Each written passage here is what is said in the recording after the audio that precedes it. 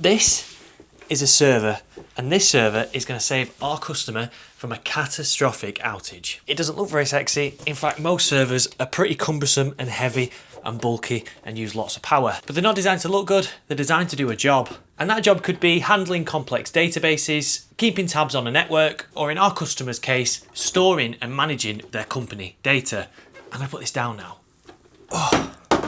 And this server will do that job beautifully. You see, the current server the customer has isn't just dying, which I'll come on to in a minute, it's actually running out of storage as well. Which for a company that does designs and installations for some of the biggest brands in the UK, that just won't do. Without making things too complicated, we've actually managed to make two servers here, and we've done that using a method called virtualization. And that means inside this one piece of hardware, we can have several little servers all running in the background doing individual tasks. In our case, we'll have one for the file server and a second for the app server, which will run their design software, but also things like their clocking in for the staff. But now that the servers have been configured and set up at our office, they're doing no good to our customer here. We've got to get them over to their site and slot them into the rack. Then we can get onto the hard bit. And here we are. This is the customer's comms room, and this is the customer's new server. So what we've got to do now is just move a few bits and pieces around on the rack, and that will allow us to get the rails in for the server, because the server slots into some rails. Once we've got it slotted into its rails, we can get it all powered up and start the process of changing them over to a new server, hopefully with minimal downtime for the customer. Now, you may remember I mentioned that the current servers had a critical problem which was going to cause them a lot of downtime, and that critical problem was identified here. As you can see, the two servers that they have, although we've discovered that one of them is not doing very much, it was originally put in as a legacy backup server. The main server is one of these two. I'm not sure which is which right now, but the drives, they have drives failing on both sets of servers. So instead of putting two new pieces of hardware in, like I mentioned before, we've virtualized two servers into one piece of hardware, and that one piece of hardware will store all of their data, do their app server, and the backups will do through an external cloud source, which will remove the need to keep hold of an on-premise physical backup server. So we've got to move the rack around so that we can slot our new server in, hopefully here. We want to eventually try and take these out because the customer wants to try and repurpose them for something else, but we'll come to that in a later video. So we will drop the rack down, the power bar for the rack, we'll drop that down and we'll slot the new server in. So let's get started.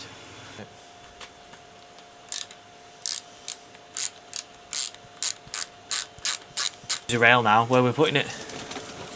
I don't put it in 18, let's put it in 17. Because 17 will mean there's enough space to get them servers out if we need to. Oh yeah. Because we'll slide them servers out, lift them off the rails eventually. Right, I'm in my side, are you in your side? Yeah. My side's completely in, your side looks in. That's in completely, yeah. If you push the button, at your side. Yeah.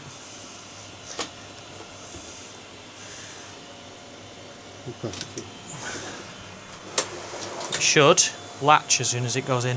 You ready? Yep. It's the most satisfying noise ever, this. Oh.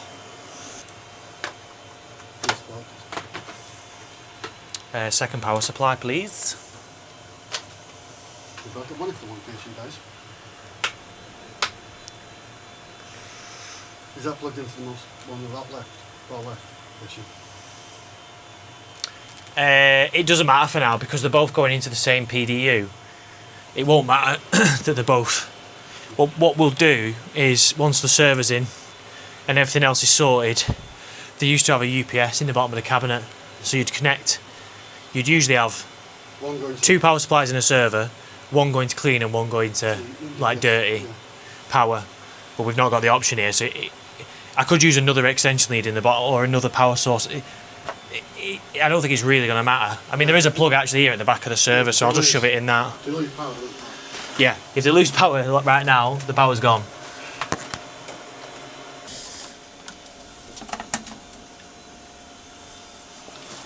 Right, that's both lights on the So the next thing to connect up is network. Network and the ILO, and then we're ready to boot.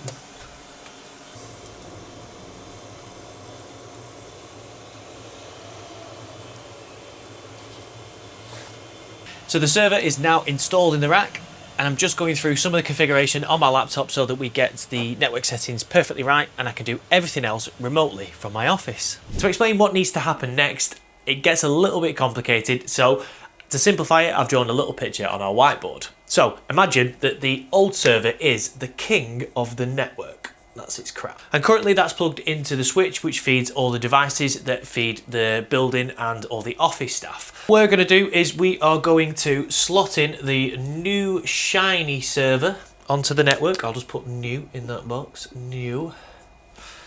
And we'll connect that up to the switch, which means that there is now 2 servers concurrently running on that network, which is fine because complex networks tend to have lots and lots of servers attached to them. But in our network, we only really want one. We only want one domain controller. So we're going to start by transferring the roles from the original old server over to the new server so that this becomes the king of the network.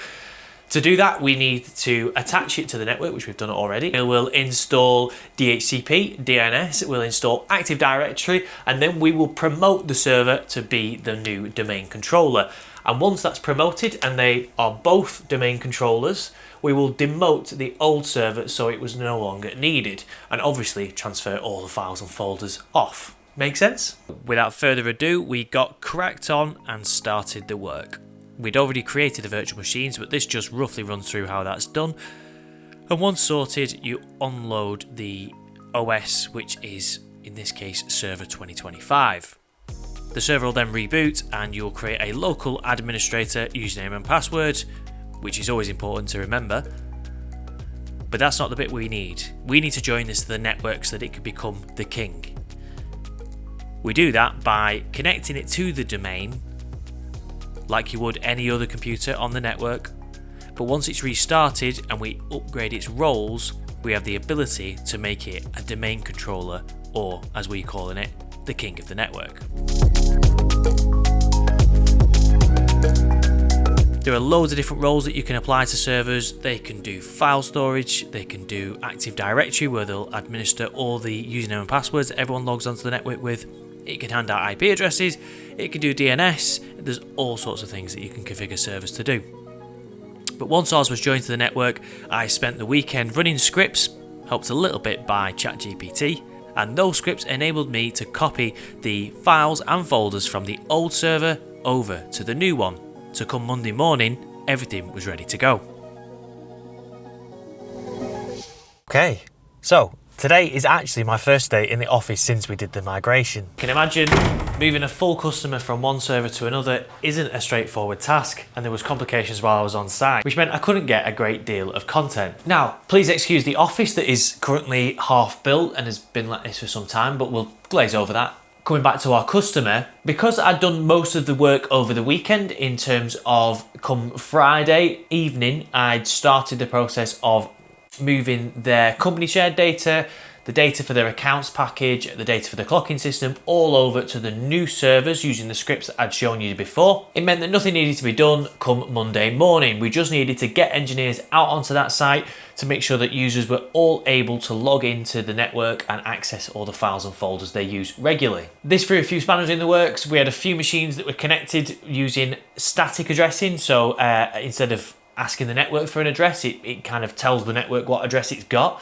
and this meant that logging onto the new servers, it just didn't see that they existed. But once we changed all that, that was fine. We also had a bit of an issue with the manufacturing side of the business. The customer uses some machines to produce products for their customers, and those machines need to access some files off the server. When the staff have done design work, they dump the files onto the server and the machines pull them off, and there's just a bit of a communication breakdown between those, but we managed to iron all of those issues out, which means, in short, we have successfully transitioned our customer from using their old degrading server to a new shiny server with plenty more storage for them. This means that the last job on the list is usually to decommission the current server, take its crown so it's no longer got any authority over the network and just shut it down for its final time. Actually a bit sad really. But that means that we've completely transferred everything over to the new system and the old server just is no longer needed and just taking up electricity. Now I know this has been a slightly different video to the type of content we usually put out onto our YouTube channel, but I hope you've enjoyed it nonetheless. A bit of a deep dive into the IT support side of the business and how we look after companies all around the Northwest and a little bit further afield for their technical needs. If you have enjoyed this video, please don't forget to hit that like button, drop us a comment below and hit the subscribe button, and I'll catch you guys in the next one.